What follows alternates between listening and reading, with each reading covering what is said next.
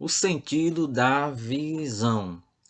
Bem, estaremos a partir de hoje estudando o sentido da visão e a sua importância para a nossa relação com o ambiente. Olha só, para alguns filósofos gregos, nossos olhos emitiam raios que permitiam enxergar os objetos. Mas se era assim, ou se é assim, por que em uma sala escura não conseguimos ver nada? Para que possamos enxergar, é preciso que haja luz no local. Então, se é verdade que os nossos olhos emitem raios de luz para que a gente possa enxergar os objetos, então por que quando o quarto está escuro a gente não enxerga os objetos? Então, logo, a gente chega à conclusão de que os nossos olhos não emitem raios de luz para que a gente possa enxergar os objetos. Mas como ocorre esse processo da visão? É o que nós iremos estudar a partir de agora. Existe uma área da ciência chamada de óptica.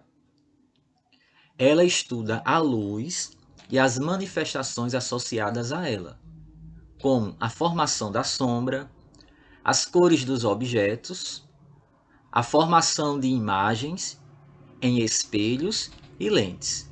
Então, essa parte da ciência chamada óptica, ela vai explicar como se formam as sombras, como identificamos as cores dos objetos e como se formam as imagens em espelhos e lentes.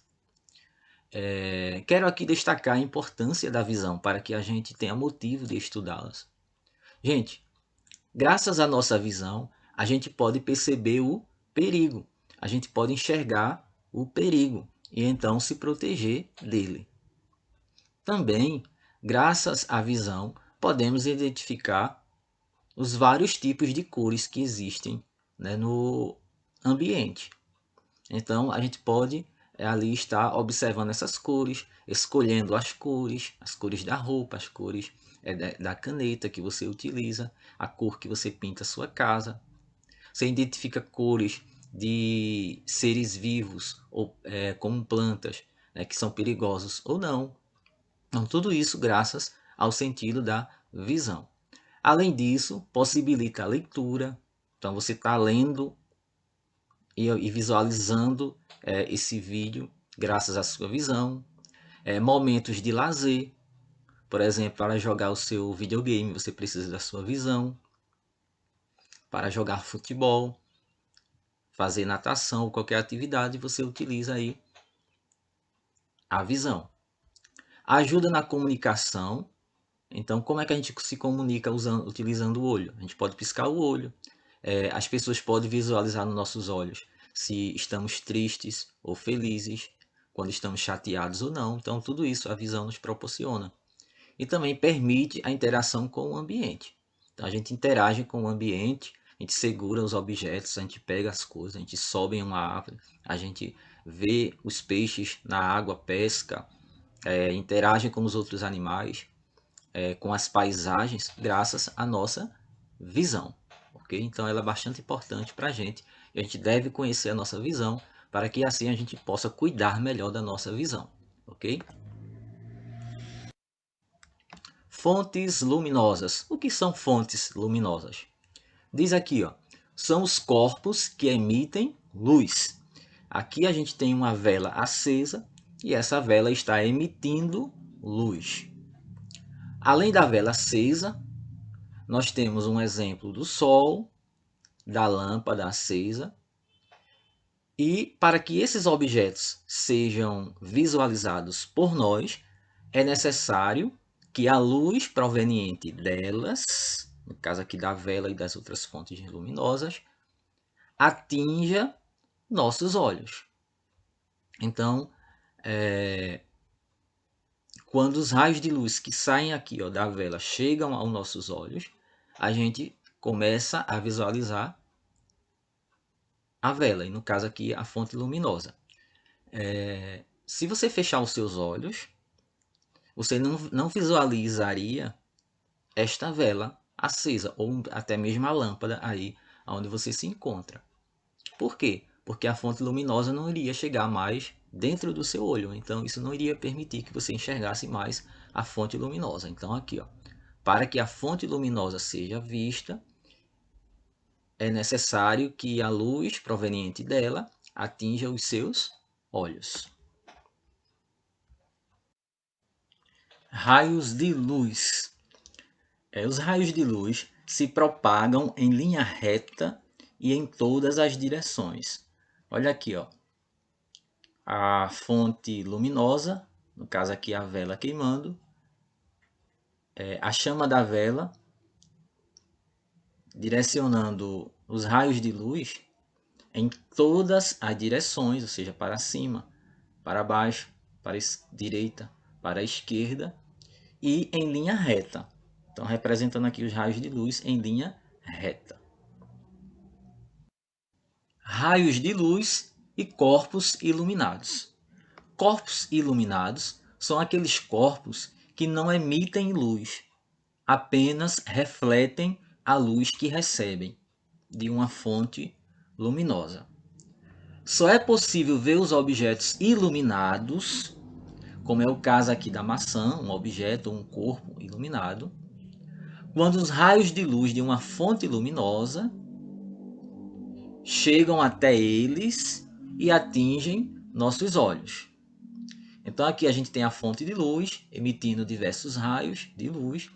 Esses raios atingem o corpo iluminado e o corpo iluminado reflete esses raios e, ao atingirem os nossos olhos, a gente visualiza esses objetos iluminados. Independências dos raios de luz. Os raios de luz de uma fonte luminosa não interferem na propagação dos raios de luz de outra fonte luminosa. Aqui a gente tem uma fonte de luz luminosa emitindo seus raios de luz. Aqui a gente tem outra segunda fonte de luz luminosa, emitindo também seus raios de luz. E observe que ao se cruzarem, ao passarem um pelos outros, não interferem um no outro. Um raio não interfere no outro. O vermelho aqui não interfere no azul e vice-versa. Isso se chama princípio da independência dos raios de luz. Tá certo? Então, o nome desse fenômeno, desse acontecimento é princípio da independência dos raios de luz, ok? Que é uma afirmação que diz, ou que a gente visualiza aqui, em que um raio de luz não interfere em outro raio de luz. Gente, o sentido da visão, o olho humano. Vamos visualizar aqui as estruturas da parte externa do nosso olho. Então temos a sobrancelha, os cílios, a pálpebra superior e a pálpebra inferior. Temos a esclera, que é a parte branca. Temos a íris, a parte colorida do nosso olho. E temos a pupila, que é essa abertura que existe no centro da íris. Temos também a córnea, que é uma camada incolor e transparente que fica frente da pupila e da íris. Em frente à pupila e à íris, que você pode visualizar aí no olho de alguém ou no próprio espelho. Ok? Que existe aí essa camada chamada córnea, que ela é transparente, não tem cor. Aqui a gente tem a estrutura do olho, no caso as estruturas internas do olho. Aqui, ó, onde fica a córnea, que é aquela camadinha transparente que não tem cor. Temos aqui, ó, a íris, que é a parte colorida, que pode ser verde, azul, preto. Temos a pupila, que é a abertura. Temos um líquido, esse líquido aqui, ó, chamado de humor aquoso. Depois temos o cristalino. Ainda temos os músculos para movimentar o nosso olho e movimentar também a nossa íris. Temos essa parte aqui, ó, que na verdade é preenchida com um líquido. Aqui, ó, com um líquido transparente. Temos a esclera, que é aquela parte esbranquiçada, envolvendo aqui ó, todo o olho. Temos o corióide, que está abaixo da esclérea. E ainda temos a retina. A retina.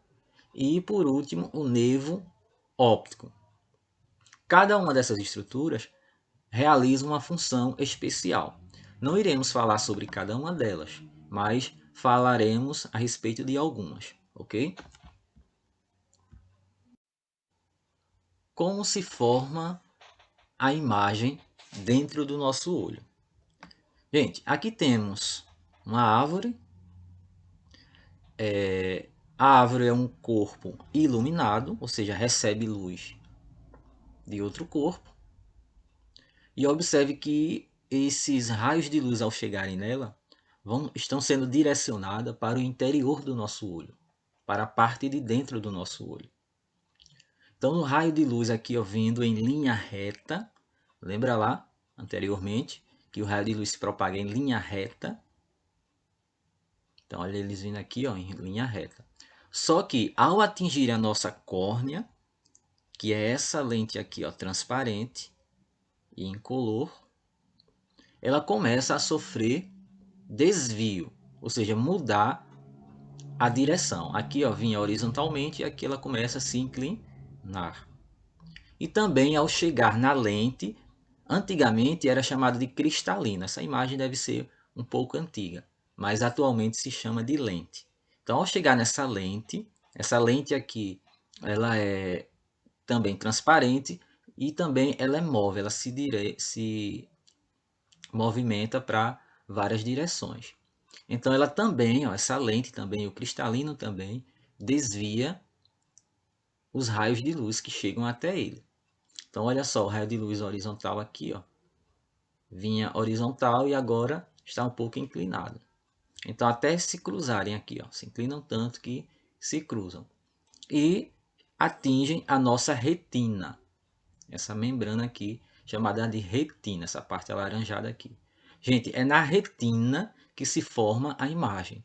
Agora, só que a imagem formada na retina, ela é invertida. Invertida. Por quê invertida? Devido aos desvios que os raios de luz sofreram lá no cristalino e também na córnea. Então, por isso que se formou aqui a imagem invertida. Essa informação aqui, ela é enviada ao cérebro. É necessário que essa informação seja enviada ao cérebro. E é lá no cérebro que ela vai ser colocada na posição normal, que é aqui, ó. E quem leva essa informação lá para o cérebro em forma de impulso nervoso é um nervo chamado de nervo óptico. Tudo aqui, ó, que essa palavrinha óptico tem a ver com luz, tá certo? Com visão, com o olho. Então olha só aqui, ó. Esse nervo óptico vai levar essa imagem, essa informação da imagem através de impulsos nervosos até o nosso cérebro. E é assim que se projeta, que se forma a imagem no nosso olho. O papel da retina e do cérebro. O que a retina faz e o que é que o cérebro faz? Qual o papel de cada um? Então vamos lá. No caso aqui da retina, a retina detecta os estímulos luminosos, ou seja, aqueles raios de luz que chegam até ela, ela detecta, ela percebe e os envia para o cérebro como impulsos nervosos. Então, além dela detectar os raios luminosos que chegam até ela, ela vai enviar aquela informação para o cérebro. Através de quem? Através do nervo óptico. Lá no cérebro, ou seja, o que é que o cérebro vai fazer com essa informação que chega até ele? Ele vai interpretar as imagens como vemos. Então, a forma como a gente vê os objetos, as coisas, foram interpretadas pelo cérebro. A forma como a gente visualiza depende do trabalho do cérebro. O cérebro também é responsável por nossa memória visual, ou seja, ele nos faz lembrar de coisas que já vimos. Se você fechar os olhos, você pode lembrar do rosto da sua mãe, da sua avó, do seu pai. Tudo isso por quê? Porque um dia você viu eles e isso ficou armazenado no seu cérebro. Então, essa informação armazenada é chamada de memória visual, que é aquela memória do que você já viu um dia, tá certo? Gente, cones e bastonetes. Lá na nossa retina, existem dois grupos de células, chamados de cones e bastonetes. São eles que captam a luz, eles formam a nossa retina, então são eles que captam a luz que chegam até lá. Os cones percebem ou permitem perceber as cores. Então, o verde, o branco, o vermelho são captados pelos cones. Elas são menos sensíveis à luz, ou seja, em um ambiente pouco iluminado, você não consegue visualizar cores. Já os bastonetes não identificam as cores.